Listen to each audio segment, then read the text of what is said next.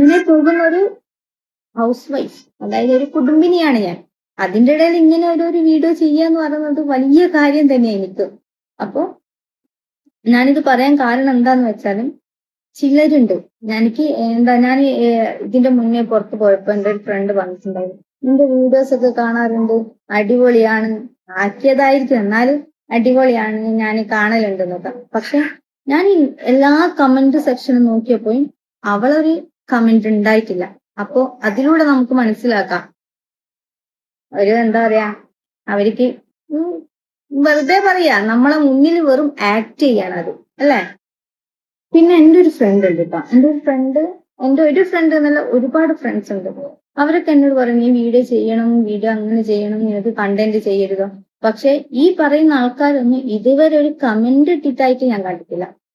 അപ്പോ അത് വെച്ചിട്ട് നോക്കുകയാണെന്നുണ്ടെങ്കിൽ അവരൊക്കെ വെറും വാചകം മാത്രമാണ്.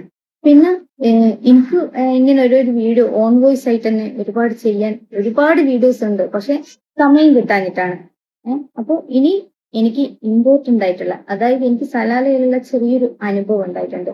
ഈ ഒരു അനുഭവം കൂടെ നിങ്ങളുമായിട്ട് ഷെയർ ചെയ്യണമെന്ന് വലിയൊരു ആഗ്രഹം. ഇൻഷാ അല്ലാഹ് ഇനി ഞാൻ അടുത്ത വീഡിയോ അതായിരിക്കും.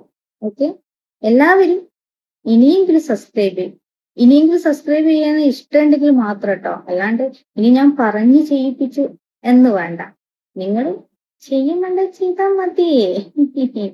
അപ്പൊ എല്ലാരും എന്താ വെക്കുക,